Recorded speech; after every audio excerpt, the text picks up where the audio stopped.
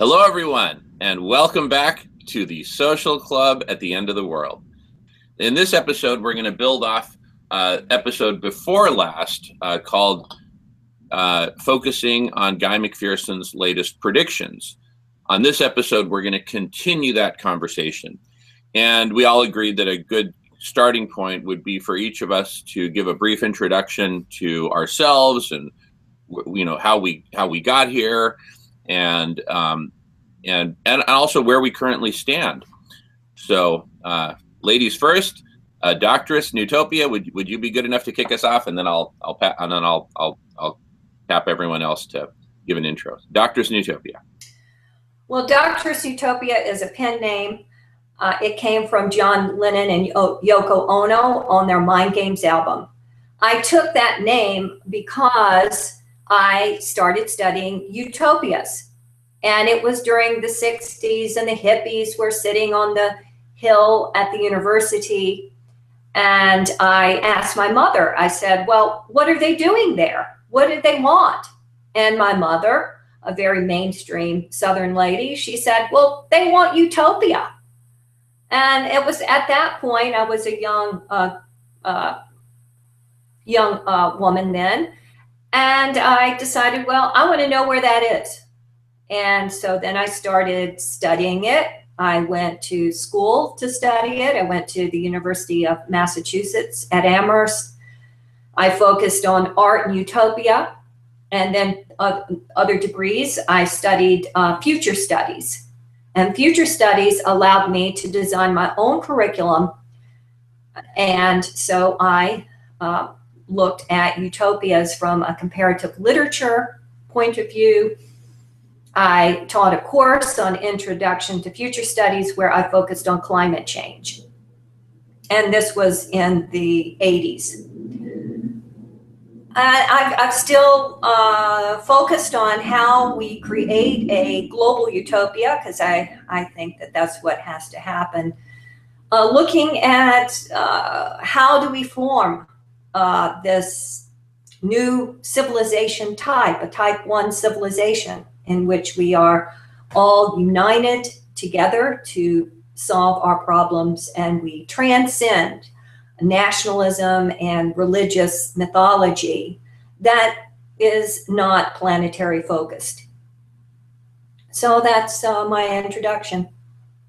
And how I got here was with utopian studies. I also study dystopias. And I think our current nationalistic and corporate structure is dystopian. So the real question is, how do we create that bridge from the dystopian society to the utopian society? I was attracted that Guy McPherson was looking at the dystopia and giving dire predictions on what will happen because of our dystopian mind frame. And so that's how I got attracted to this group, because in order to create a utopia, you have to be realistic and face the truth of what we're doing to our environment, our life support system. So if we get focused on the dystopia, then we can rise up to create a global utopia. That's the real question now. Our question on this planet is, how do we move from oblivion, our present situation, into a utopia, or a good place? Utopia is defined as a good place, a good planet, because only good planets survive.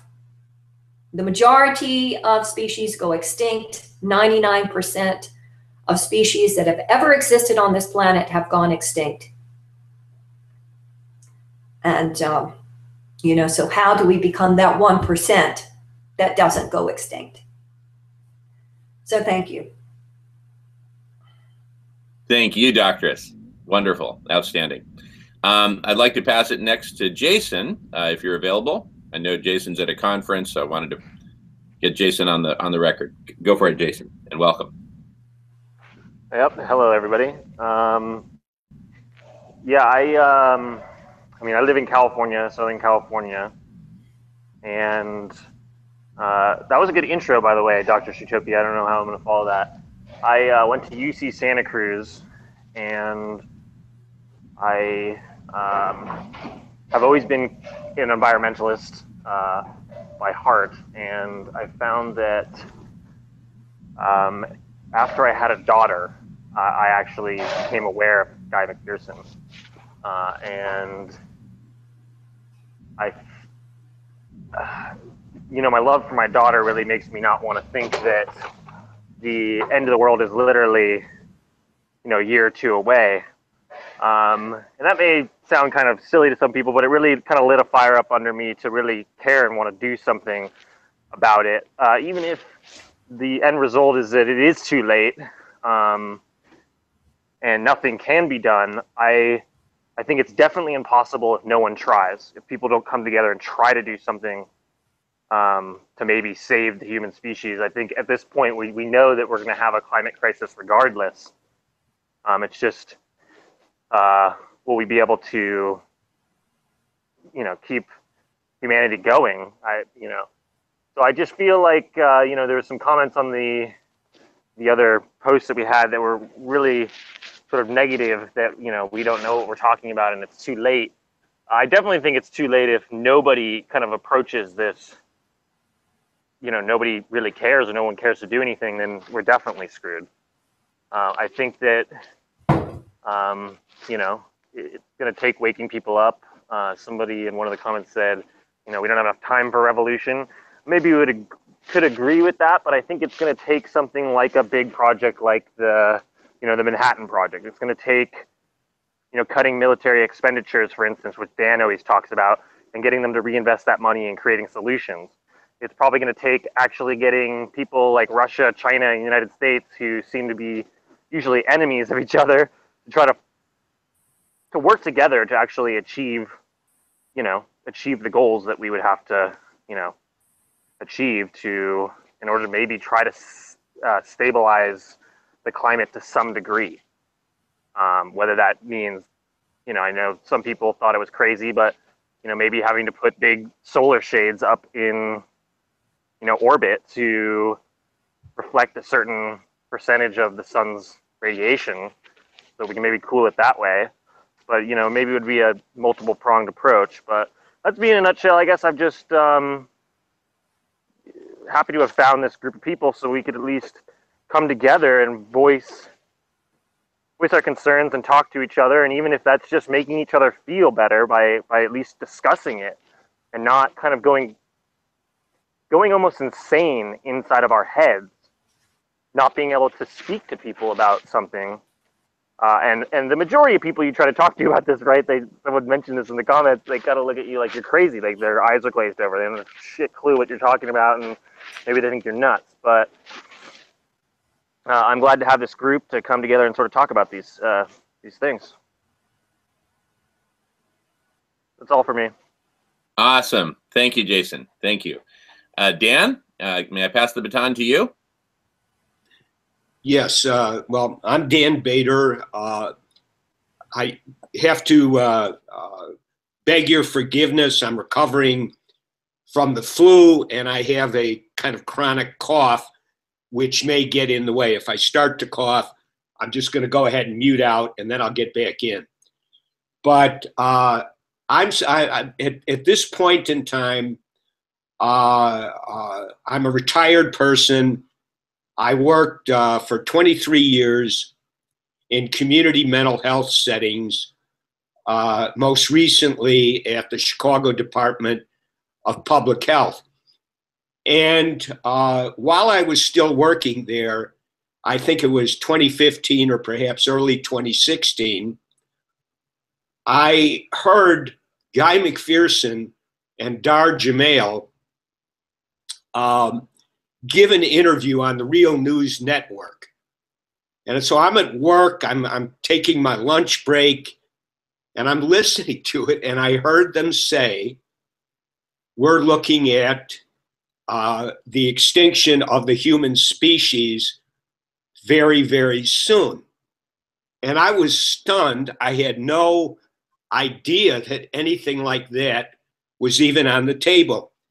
And I went to a couple of my colleagues and I said, you have to listen to this Real News Network video. They listened to it, heard the same thing, and were just kind of stunned. I think that, it sort of, to some degree, in one ear, out the other. But at that point in time, I started to contemplate conceptually, what does that mean, human extinction? And it put me into kind of a slow process of coming to understand, to assimilate that really is something that clearly can happen. When I encountered Guy McPherson, his presentation along with Jamin Shively at the East Bay Sierra Club, and Guy gave his usual presentation, and then Jamin came on at the end and gave a brief summary of how maybe we could do something. That led me to get involved with this group. And at this point in time, when I look back at the course of my life, and when I was a young man, I went to school at San Francisco State in 1968, and that's where we had the big student strike.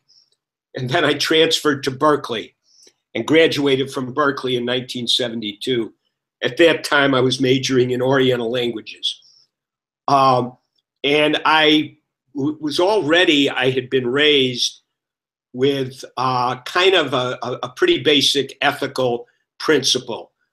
Don't be a good German. That had been drummed into me at a very early age. So when I was active at SF State and Berkeley, it was pretty natural. And I have been kind of a advocacy activist person in various ways throughout my life. At this point in time, a couple of things have been really coming up for me. One of them is, and both of them have to do with young people. Number one, which I've mentioned in different forums, is what kind of decision making does a young person, a reproductive decision making, does a young person do at this point in time? Do you want to bring a child into the world if in fact you only have a very limited amount of time left? Something to think about, something to perhaps lead you to insist that data, which would educate you in terms of that kind of decision, be discussed through the media. The other issue is we have all these young men all over the world involved in military activity. And, it's at this point in time, aside from the fact, as I mentioned, the money really needs to be pulled out of the military budgets and put into any kind of strategies that might salvage the planet. But young men need to ponder, do I want to spend my final days involved in a authoritarian kind of killing machine? Is this what I want to do? And why am I doing it? And so I think those are things that have to be looked at. Finally, if things aren't able to be salvaged, how can populations be socialized into coping with the very frightening realities that are starting to emerge. And I think that there's some very important issues as to what it is people should be doing. I'm going to go ahead and mute out because I'm losing my voice.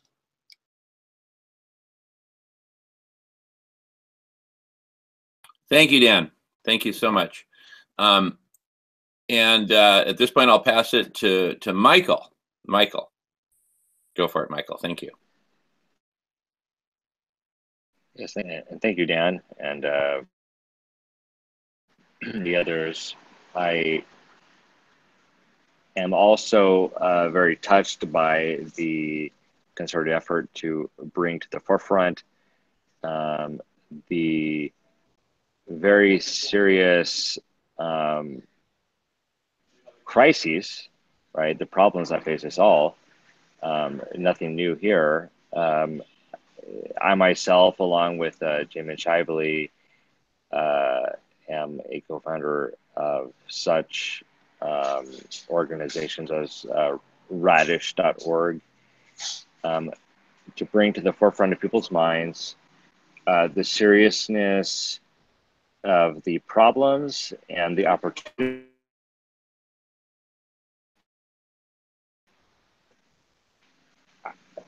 Personally, I think that we have an opportunity here to, in the face of the problems we face, to move from an individualistic to a collectivist paradigm, a point of view that says, look, we're greater than the sum of the parts. We got ourselves into this problem in the first place because of a certain nihilistic, as I would call it, paradigm of the individual as kind of the summum bonum, right? The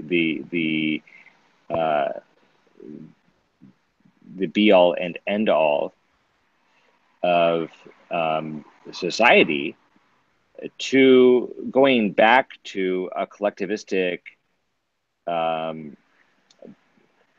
only perspective, but identity, right? Where we see ourselves as being central to the problem and therefore to the solution. So yes, we're facing abrupt climate change. We're facing any number of problems that individually we cannot solve, but that the individualistic, paradigm has produced. So I'm just so happy that we're here to discuss a new form of collective intelligence, whereby we can address these problems. And at this point, that's all I really want to say. I'm so happy to be here. And I know that despite the problems we face, there is at least a new way forward, not giving any sort of prediction to our ability to face them, but at least to our ability to confront the problems that face us. Very good. Thank you, Michael. Now, Dan, did you have more that you wanted to add? And if so, just jump in either now or at any time. No, I think I said pretty much what I had to say, and I'll be inputting in a little bit. Absolutely, absolutely. Okay, great. So, by way of an introduction of myself, I have been involved in humanitarian and environmental movements and projects pretty much since the age of 15, when I joined an organization called Los Amigos de las Americas, where I then subsequently went to Mexico for the following 2 summers and winter vacations, to do volunteer work centered around latrine construction and health education in some very poor parts of rural Mexico.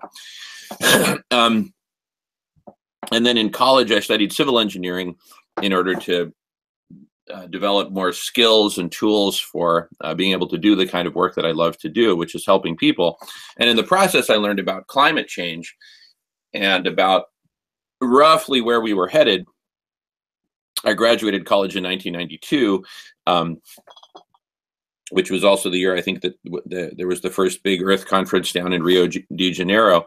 And, you know, so there was a real sense that we're taking these problems seriously. We're doing something about it. And I certainly wanted to do my part. So for grad school, I headed off to MIT to study hydroclimatology, a nascent field at that time. And I was fascinated with the interactions between hydrology and climate, and what levers can we throw here on the surface of the Earth, the realm of hydrology, to impact climate in positive ways and ultimately stave off climate change. So that was a number of years ago, obviously. In the interim, I became fascinated with the global economy and how it works at the macro level, at the micro level, and got involved in artificial intelligence as a vehicle for optimizing the economy and really ultimately guiding the economy in benevolent directions away from the destruction. And got really into modeling and optimization as platforms for to achieve those benevolent ends. And after several years at Microsoft as corporate strategy manager, working on big strategic stuff, I said, all right, it's time for me to apply all my skills and talents that I've acquired over the years to that which I'm most passionate about. And so I started focusing on ending world hunger while in parallel healing Mother Earth through regenerative agriculture. So we use regenerative agriculture as a tool to both feed the starving, the hungry, and also to heal Mother Earth. And in the process, came upon a fascinating business opportunity, which was to build the first internationally recognized brand of cannabis in the world, the brand Diego Pellicer, based on my great-grandfather's legacy. My great-grandfather, Diego Pellicer, was the largest grower of hemp in the world in the Victorian era.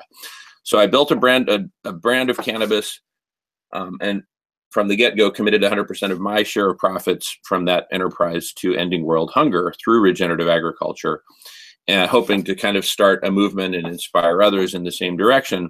And that has evolved into CCC, Certified Compassionate Companies, a compassionate economy, and many other tentacles of this, what I'm just calling a revolution of compassion, to transform our world into a whole world, to stop the harm and forward the healing. And in the process, learned of Guy McPherson's work about a year ago, and that just really rocked my world, because I thought that we had a lot more time than it turns out that we have. So I reached out to Guy McPherson, invited him to California to participate with me in a series of talks centered around the Sierra Club and other institutions, and then invited him to the state of Washington after that. And around that time, I was also ramping up another project here in the state of Washington to get the criminal drug cartels out of the state of Washington as a first step towards getting rid of all forms of organized crime, including organized crimes against Mother Earth. So gradually, a big picture strategy formed in my mind that if we focus on three pillars: out with the bad, getting rid of organized crimes, including organized crimes against Mother Earth, Monsanto, fracking, the Dakota Access Pipeline, on and on. Those are all organized crimes against Mother Earth. Out with the bad, in with the good. Introduce the compassionate economy, community cafes, regenerative agriculture, all these great platforms for healing Mother Earth and healing humanity and bringing us together. And then the third pillar is collective intelligence, or specifically radical collective intelligence, which Michael and I and other colleagues have been working pretty intensively at for the last few years now, to build a platform where where humanity can increasingly come together, grapple with our problems, and co-create solutions and implement those solutions. So that's where I'm coming from. And I see the dire predicament that we're in. I see that we're like an airplane that's just going down as smoke is billowing out, and we're losing control. And so we basically have to pull off either a giant miracle or a series of giant miracles in order to save life on Earth. And when I say save life on Earth, I mean not just human life, of course, but really all life. And in fact, if we can figure out a way to get rid of humans and just save life, period, I think that would be a huge victory, because we're at serious risk of wiping out all life, since we've got 440 odd nuclear power plants that would melt down with the collapse of civilization and release so much nuclear waste that it would basically fry the atmosphere and turn this into a lifeless, hot, radioactive planet. Think Mercury or Venus or Saturn, but not the verdant, teeming with life, planet that we still experience to this day, although it is dying and species are going extinct at an alarming rate. So I believe that it is incumbent upon us to do everything we can to save as much of life on planet Earth as we possibly can, regardless of whether humanity is included in that which is saved. Certainly would be nice, especially if we can transform humanity and transform human culture from this paradigm of separation and hoarding and greed and fear and scarcity to a whole new paradigm along the lines of what Dr. Utopia articulated several minutes ago. So that's where I'm coming from, pushing ahead on various different fronts, one of which is the present one, which I'm very excited about. Something's happening with my computer. Somebody jump in if you can still hear, because I'm kind of lost control momentarily of my computer. Apparently, are folks still there? Yep, looks like we're all still there. Okay, I'm gonna go on mute and let others chime in.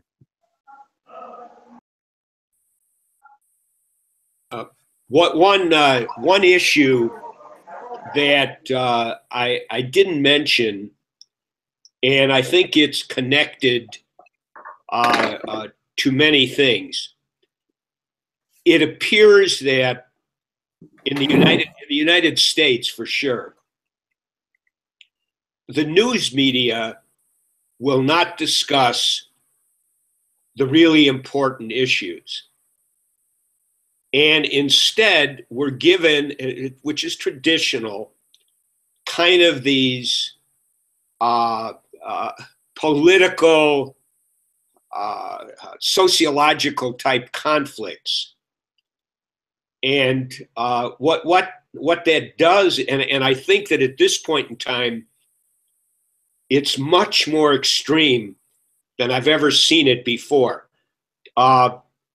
Simplistically, if you were to watch Fox News every single night, you would be given a narrative as to what is happening. If you were to listen to CNBC or CNN every night, you'd be given a wildly discrepant narrative. I've never seen it so extreme. So that, simplistically, the half of the population or the audience that watches Fox News is getting a take on reality, nothing about climate change, of course, but getting a take on reality that is completely different than the other half, and vice versa. And part of each narrative is the other side of the population are really bad, ignorant, awful people. And what is very disturbing about it is, it keeps people at each other's throats. Common issues can't be looked at. And it leads people to be unaware of the meta level of why is this happening. Why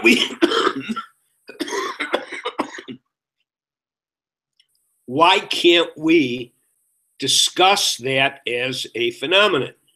It's clearly very harmful, and it kind of represents a divide and conquer strategy. I'm going to have to sign out right now.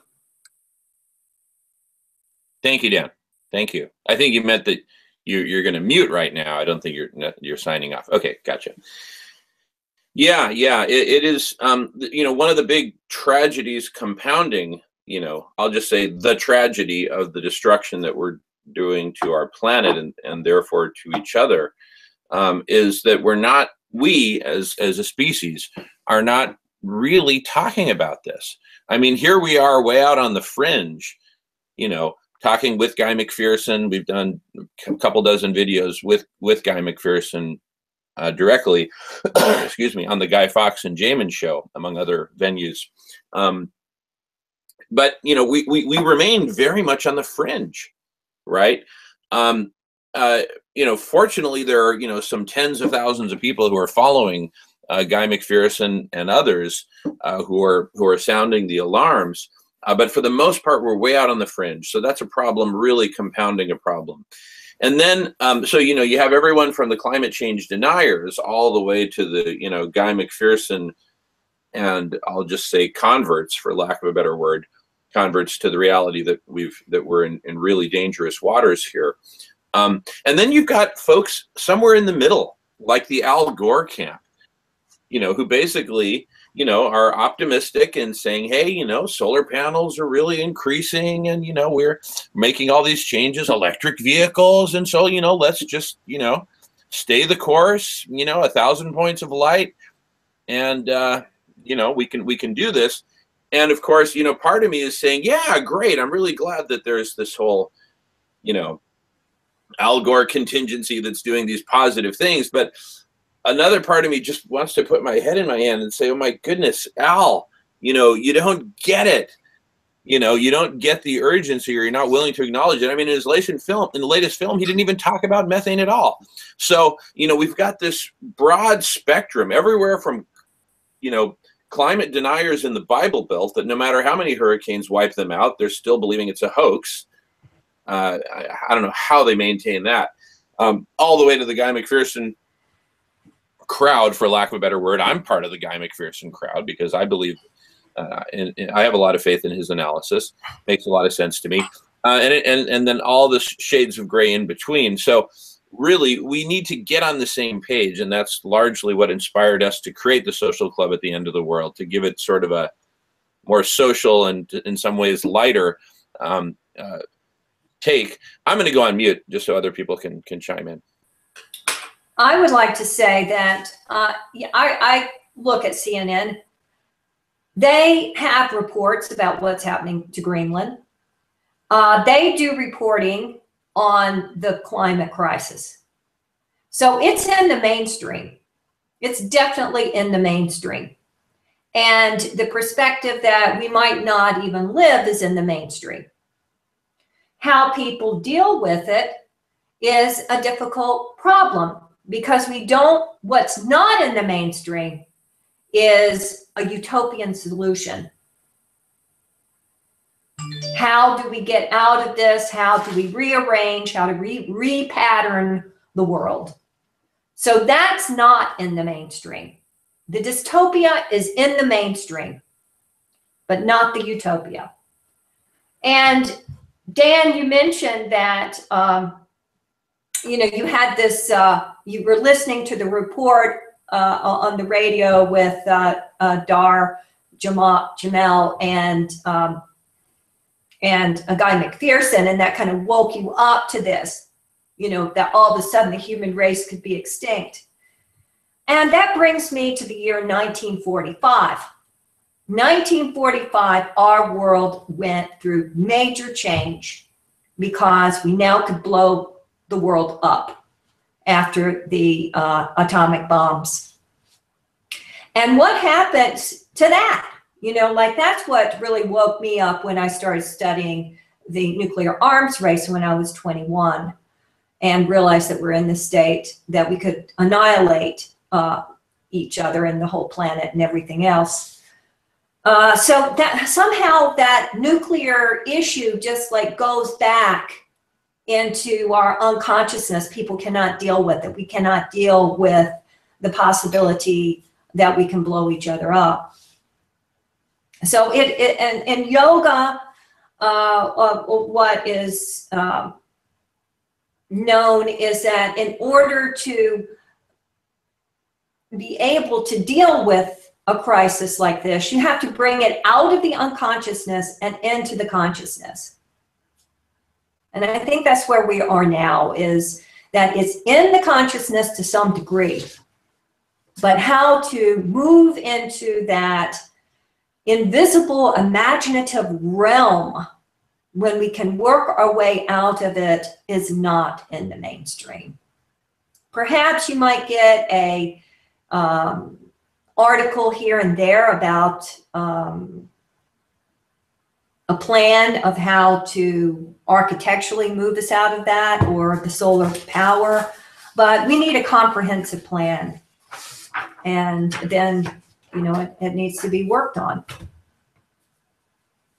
If I could jump on and sort of build off of that thought, part of the problem in my mind is it's the projections of when things are really going to go over the cliff. Because psychologically, if you tell someone things are really going to get bad, you know, we're going to get to 3 degrees or 4 degrees centigrade above baseline by 2050 or 2070, 2100, 2200. That is a psychological distancing that is very much a constraint on effective action. The incentives that drive most people day to day are survival. What do I do with my money? How do I get money? What do I do with my children, et cetera, et cetera? And if something is put off into the distance, they really can't grasp it in a meaningful way. I mean, and a lot of times, you know, people make the statements, oh, you know, what are we doing to our grandchildren? Human beings psychologically, and I know a lot of people would disagree with this, but they don't really have that much of a concern for grandchildren, especially those who are not even born. And it's just something that you learn is appropriate to say. People care about the here and now. And what Guy McPherson has interjected into the conversation is, it is here and now. You know, whether it's, as he's saying now, months, not years or decades, or whether we can still say it's years or a decade, it's right in your face. And you have to decide to get on board in terms of socio-political action. If not, you then need to decide, what kind of ethical decisions do I need to make to adjust to the end of the human species? And I think that every time I see a climate scientist or somebody making a comment that projects the time frame out there, I know, at least in my mind, I feel that's allowing people to be in denial. 2050, 2040 even at this point, it's too far. Well, it's like I said, since 1945, when we've been able to blow ourselves up. That's every day of our lives. We haven't lived one day of peace. None of us have. We've always been under the shadow of the bomb. And the global climate change is really no different. It's, you know, it's our life support system. And that's what the nuclear war does, is it destroys the life support system of the planet. It's a suicide bomb. And, you know, whether we'll find the love, the antidote to that, the eros, you know, that will motivate people out of this. And I think it's really the love. You know, we really need to find that a beloved community, as Martin Luther King Jr. said, and be able to really confront the death wish, Thanatos.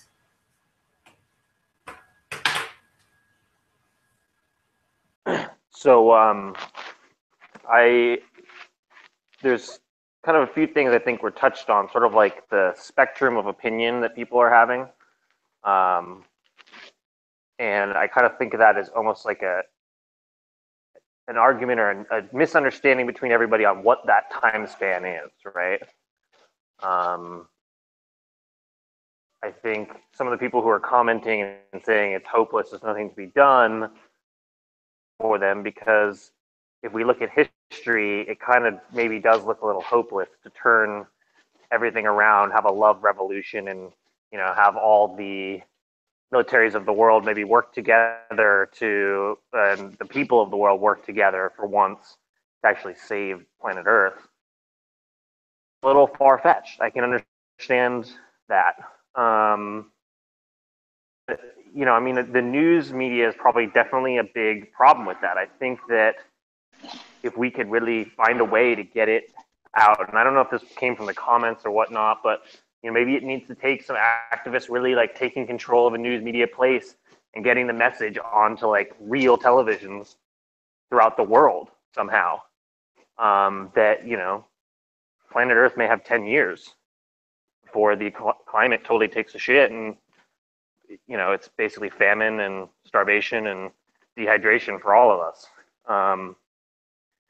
So, you know, it's interesting though, because I saw a news article about how Jeremy Corbyn had been awarded the Nobel Peace Prize, and it was mentioned how there was very limited to no coverage in mainstream media because they wouldn't want people looking up, you know, Noam Chomsky or Corbyn.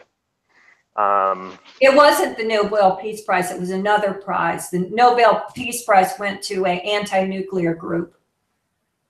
Okay, sorry. Some other prize. Anyways, yeah, I guess it's just in my mind, it's a time span issue. I mean, some of us maybe think, even though we agree that we maybe have, we all have a hope that we can somehow find a decent percentage of the population who will listen and actually care and take action on doing some massive projects to maybe it's impossible, but we all feel that it's, you know, worth our time, even though we kind of agree with the time span thing. Some people think we're totally screwed, and then most of the population, you know, more than 90%, maybe are totally aware that climate change is a thing. There's obviously some deniers out there, but then some people, you know, Al Gore, where it's like we have 50 to 100 years to deal with this. We'll just take it at a slow pace. So, anyways, I'm done talking.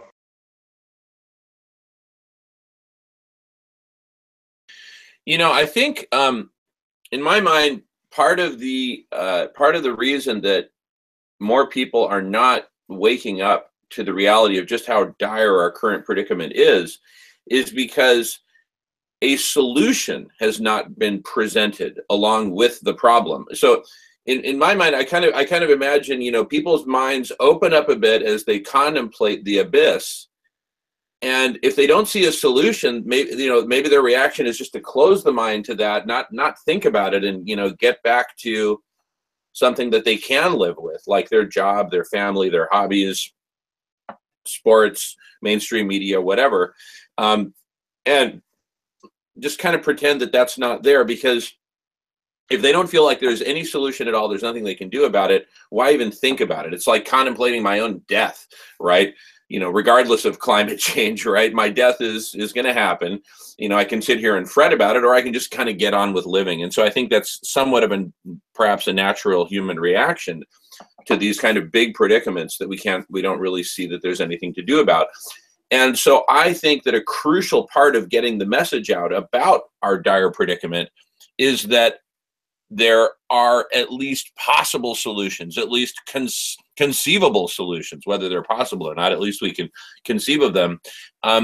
and the fact that there are communities and movements working on solutions, I think that needs to be delivered as part and parcel of the message of abrupt climate change and the threat of near-term human extinction, is that there is something that we can do about it, and that there are groups who are doing something about it, because that will perhaps, when people's minds open and they contemplate the abyss, that might make keeping their minds open that much more of a practical possibility, because they see that they're not alone, and they see that there are people working on solutions. And it's kind of like, if you see the burning building and people screaming inside, do you join the bucket chain, or do you just light a cigarette and say, well, that's too bad, I'd rather not think about that? No, join the bucket chain, do something. And that's really, my fundamental message to humanity is, let's do something about this. Even if it turns out that it's all in vain, it seems to me to be hopelessly immoral not to at least try, not to at least talk about it, not to at least explore what we might do to save what can be saved, if anything can be saved, of life on Earth. Going on mute. I think one of the strong points about Al Gore's program is that he does show some solutions. There might be a small example, like I talked about that climate change focused school in Australia. That was very, very positive, and you could see how powerful that was. So these little examples are good. They give us hope. They give people direction on what to do. But it's not an overall plan, and it's, I'm reading this book again, Barbara Marx Hubbard's Conscious Evolution, because of my essay I'm writing about to Chomsky about the need for a public forum. And she outlines here about evolution. And evolution, it takes quantum leaps. It doesn't work in small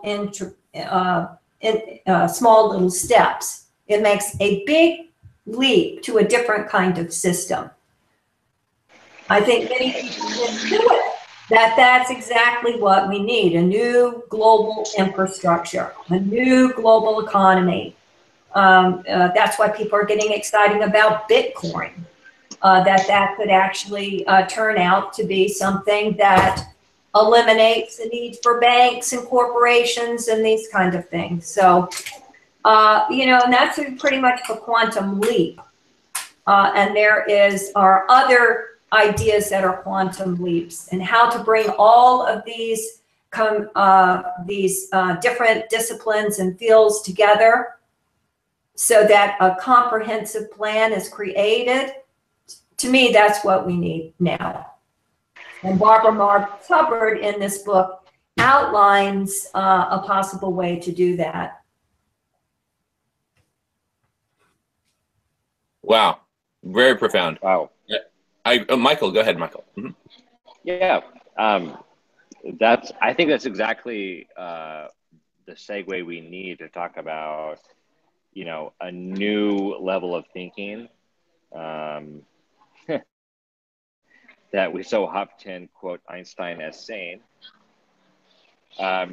because I think we need to look at what was the way of thinking that got us into this predicament, right? I'll just say this mess in the first place. Yeah, I think I'll address that briefly, and then doctors, love to hear your thoughts. I think what's got us into this mess is first and foremost the agricultural revolution, the advent of grains, and tilling the soil and planting grains, because along with that came this concept of hoarding and this myth. It turned out to be a giant lie, that the more that you hoard, the better off you and yours will be. That may have appeared to be true for a few thousand years, but it was an illusion, because look at where the paradigm of hoarding and separation has gotten us. It's gotten us to this place where we're right at the brink of the abyss. Back to you, doctors. Oh, I definitely think, the agricultural revolution is a good place to look for the problem of civilization. However, I think the hoarding was after. If you go to a look at the archaeological sites, there was a period of time that the great goddess was the deity that was worshipped. And women were actually leaders equal to men during that time. There was little evidence of warfare during the great goddess era, and they lived collectively. There were places within the structures that people worshipped the great goddesses, and death was not feared. There was a continuation of life. Well, then, unfortunately, the story goes that there became a hierarchy of priestesses. They had their special language, they had their inner circle, and men were not allowed into that circle. Men started figuring out, because they were doing the animal husbandry, that the males actually played a part in reproduction, because before that time, they really didn't understand that. They knew that women gave birth. They didn't realize that men had a part to play in that. So men started figuring it out. They got outraged with the women, and they went to warfare with women over power issues. They wanted into the hierarchy, the religious hierarchy. Some of them went to extremes. In some of the myths, you see men actually wearing robes, cutting off their testicles, throwing them in the streets so they could enter the female hierarchy. So then we have this warfare between women and men. And then since men started realizing that, hey, they're responsible for that child. And so then they wanted to just take care of that child. They didn't want to take care of the communal aspect of civilization. And I think that's when the problem happened with this separation, that men started realizing that they played half the role in reproduction. And when they did that, they gained their power. They went up against the mothers. And then we have the warfare that we're into today that has led us all the way into a situation where we could annihilate the planet Earth.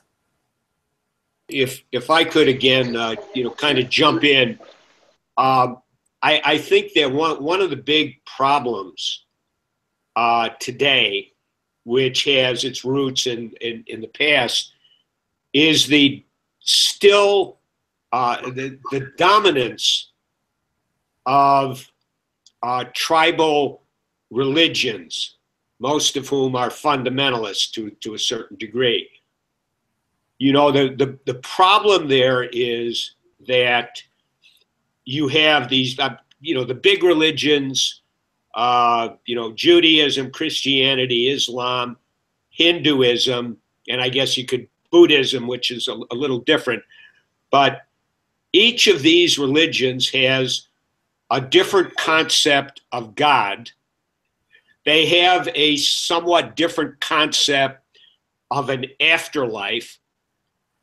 And they all pretty much promote, some version of be fruitful and multiply.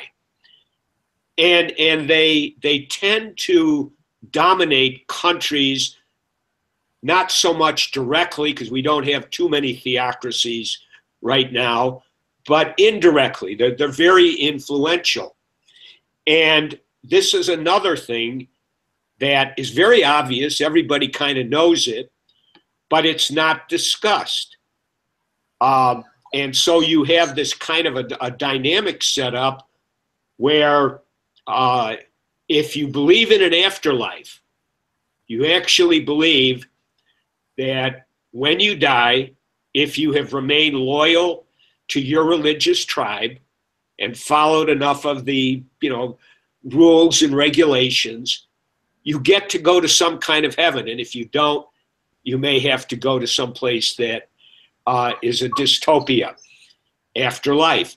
And so whether it's, the Hindu, kind of karma caste system, or whether it's our Christian, heaven and hell kind of thing, this is a very divisive problem, because what it leads to is a situation where if I have to be a true believer in order to get to heaven, and I want to go there, and I want all my children to go there with me, I cannot allow them to have their minds polluted, brainwashed by somebody who's of a different tribe or religion.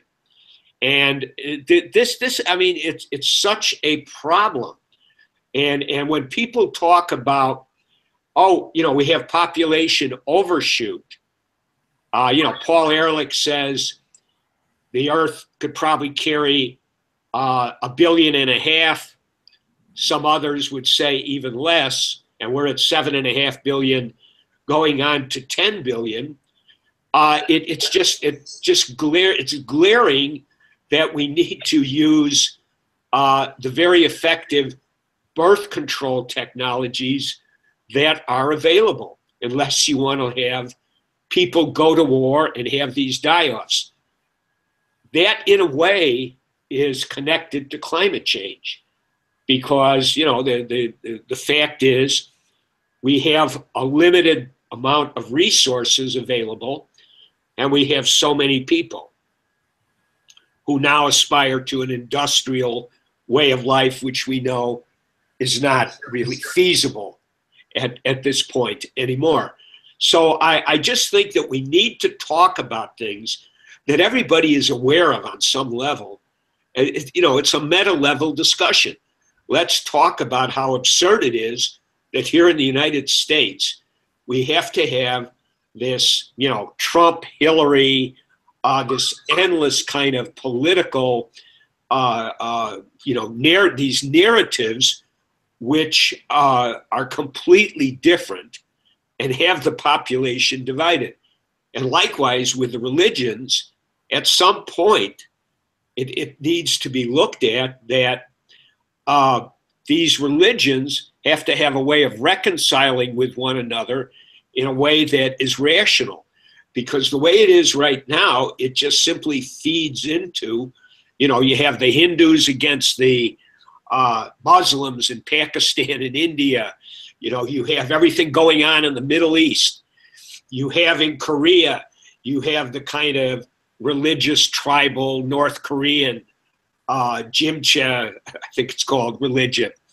And you have all of these military, all these people, I said young men, also young women in some case, who are in these militaries, which are potentially at any moment killing machines.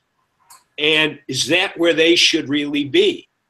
Should they be put into that kind of authoritarian structure at this point in time?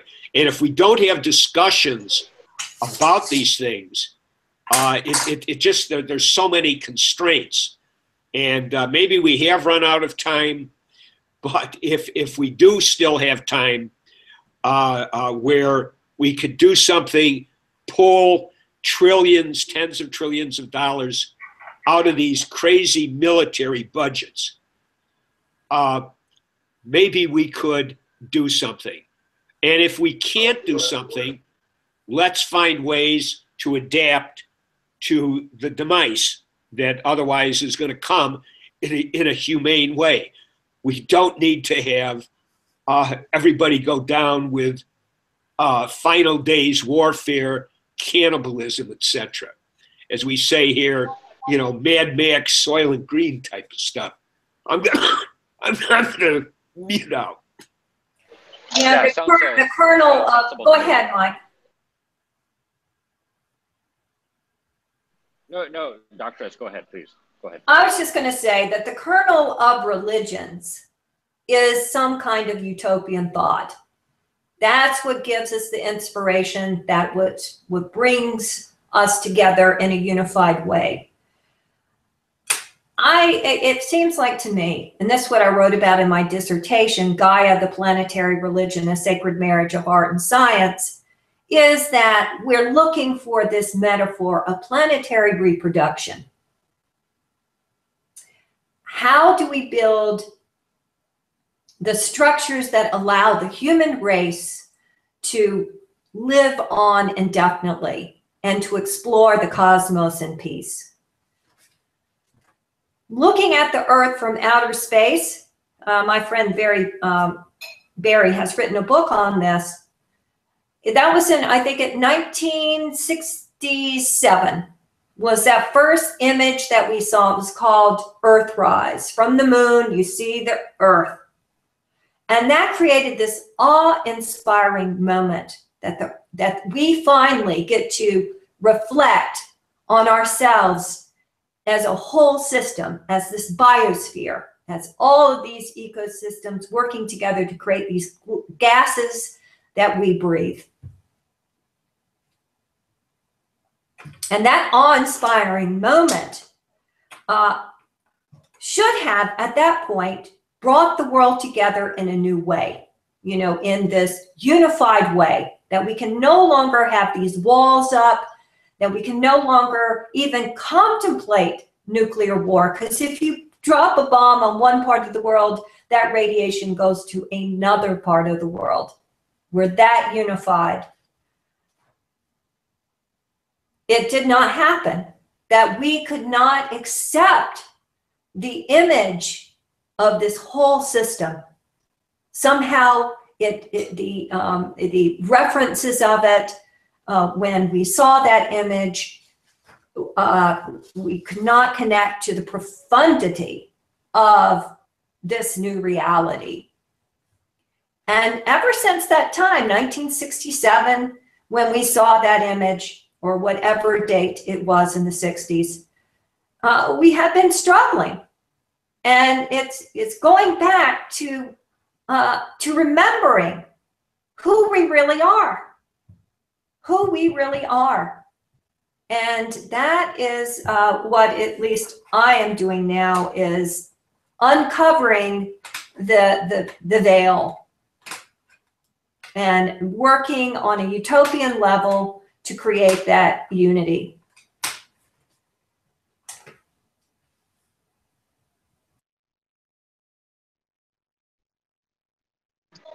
Wow. Thank you for that, Dr. I love the notion that, however misplaced, we're talking about a utopian impulse, something that we're willing to sacrifice for, however wrong-headed, willing to, do anything for this sense of belonging. To me, that is the utopian impulse. And if we can only bring that into focus and talk about that, nurture it, we will have already gone a long way towards achieving what we're now calling collective intelligence.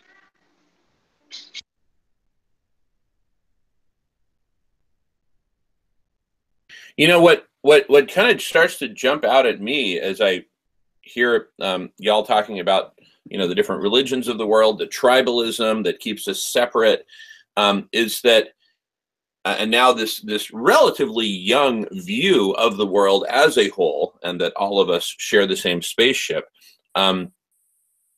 relatively new, I mean, like in the last 50 years, what comes to mind is that maybe what's needed is either a new religion, a planetary religion, or perhaps more realistically, some sort of a binder that binds the existing religions together and gets us all to come together, right?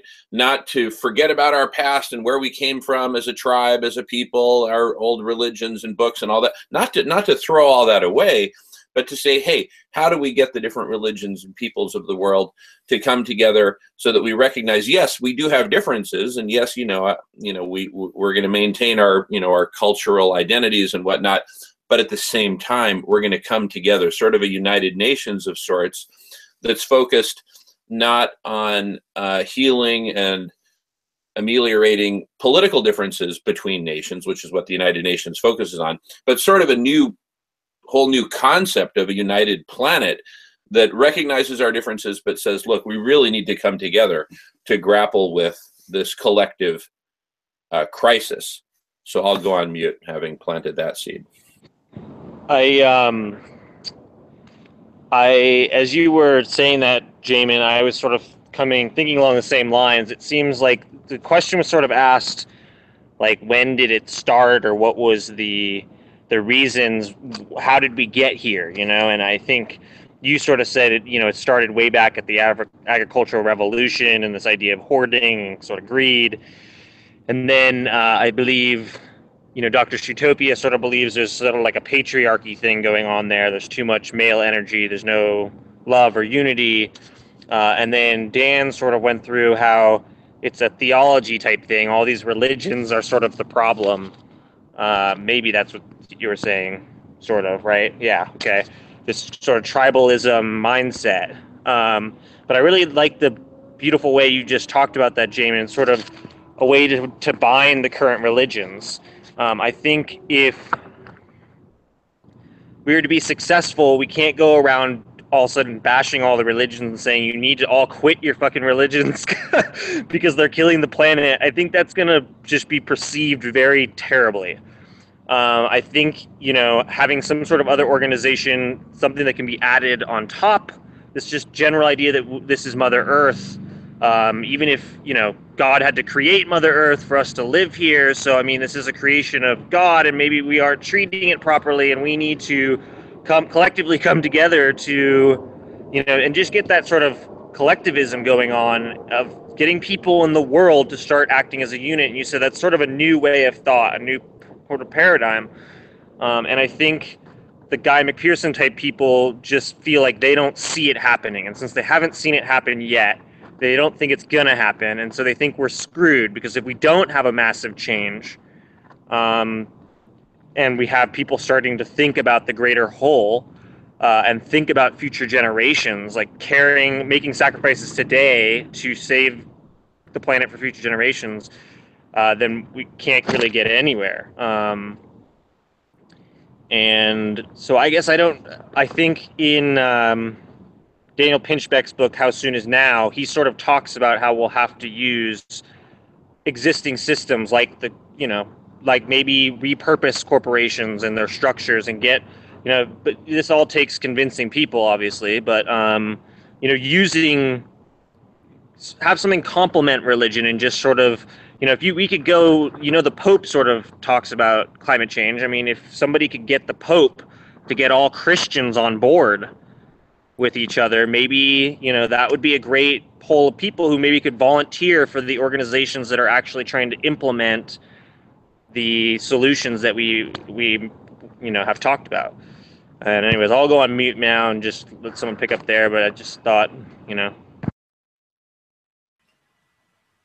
Well, you can read my dissertation. I think it's still, I wrote it 20 years ago, but I think it's still relevant today. But what the religion that I intuited is that it's the life force. It's the bacteria. It's the prokaryotic life, and that's what we should be actually worshiping.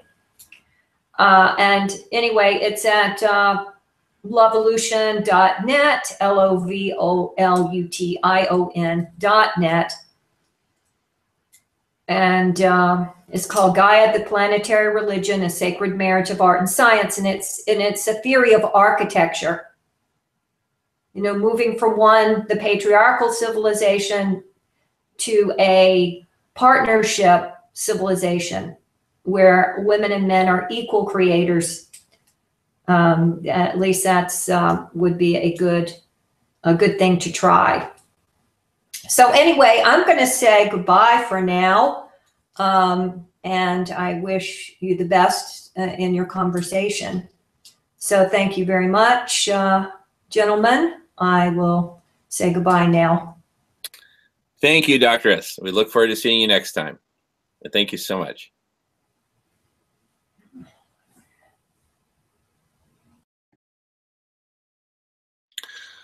All right. As we, and it looks like Michael may have accidentally dropped off, but hopefully he'll be back. As we talk about this sort of kind of new religion or binder or new whatever to bring us all together, I can't help but think back historically to the ways in which humanity has come together in the past, or groups or whole communities, whole populations have come together in the past.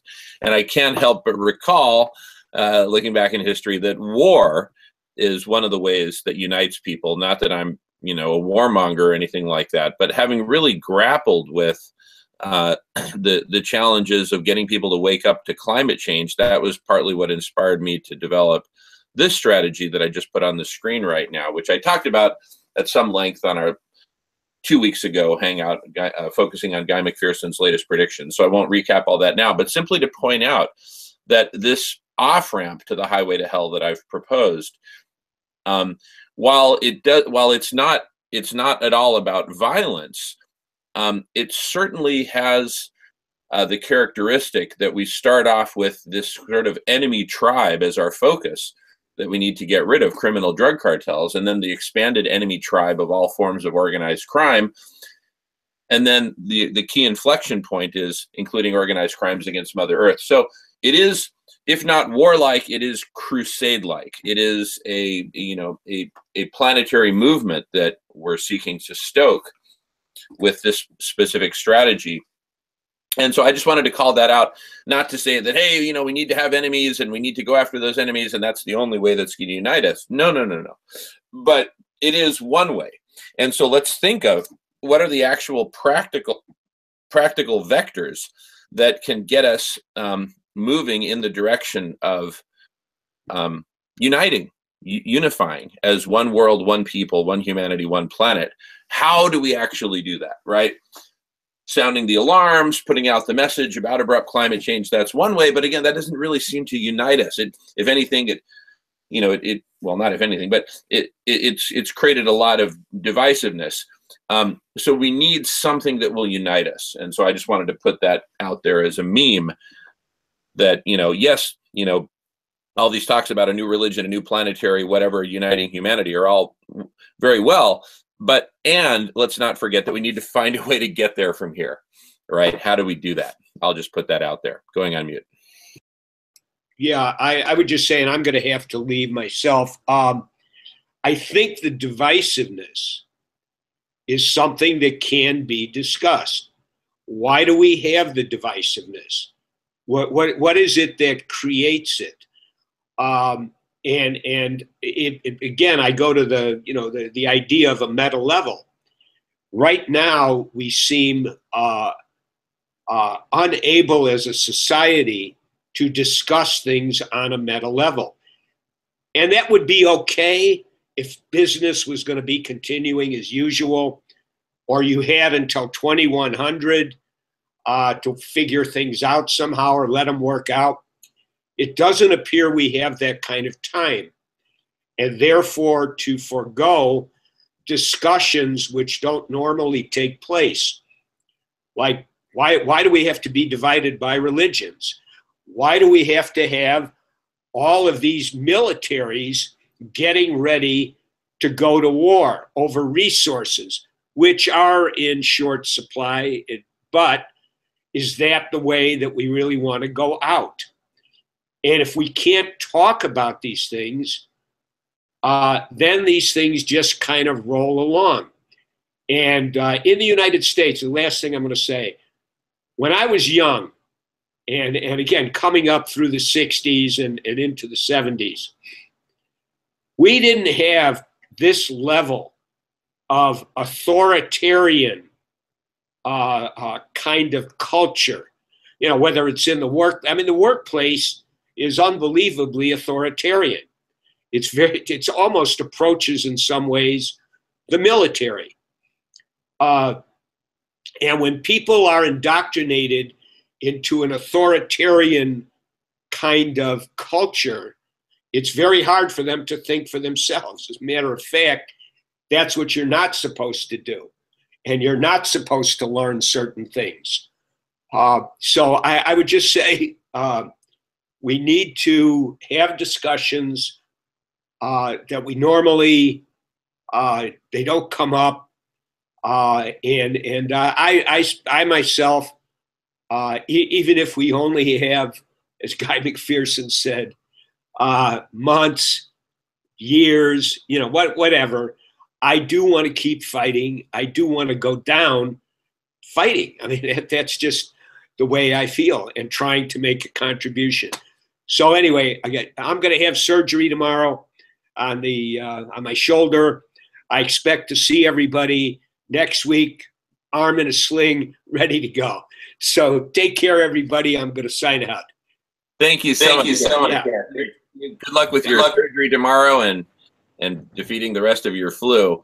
And all right, looks like it's just you and me, Jason. Shall we wrap up? I know you got a conference to get back in. I'm going to give you the last words, Jason. I was just going to say, you kind of summed it up, I mean, pretty well. We're just trying to figure out, I think maybe one thing I would like to say is to the people who actually viewed this and are watching this and commenting on it, if anything resonates with you and you hope to maybe, reach out to us, talk to us, because we obviously are going to need a lot more people in this movement in order to convince everybody to do something about this problem and then go and try to, create solutions to these problems. And thanks, Jamin, for, it's putting this together.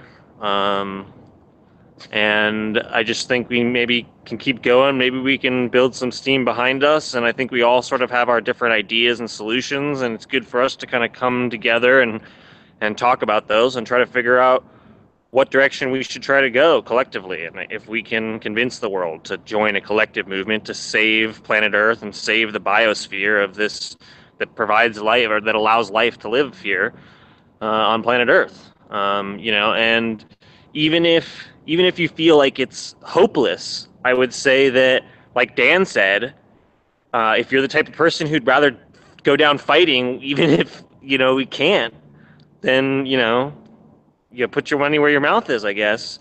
Some people are just going to listen to this and, think we're all nuts and say, we don't, whatever. But it's our way of expressing, ourselves and enjoying our lives, maybe. It's not like we're torturing ourselves or anything. We just hope that we can do something positive, even if it is the end. Right? Anyways, so thanks, Jamin. I look forward to next week's thing. I am going to run back to this thing, and my phone's about to die. Whenever you do these talks on your phone, that just kills the battery. Well, it's great to see you, Jason. Great recap. I just want to reinforce what you just said, inviting everyone. Welcome to the Social Club at the End of the World. Please submit your comments, reach out to us. We'd love to have you on as a guest or a member. So, let's expand the conversation. Let's keep it rolling. Good stuff. And thanks so much to everyone for watching. And thank you all for participating. All right. Thanks. Have a good day. You too, Jason. See you next time, brother. Take care.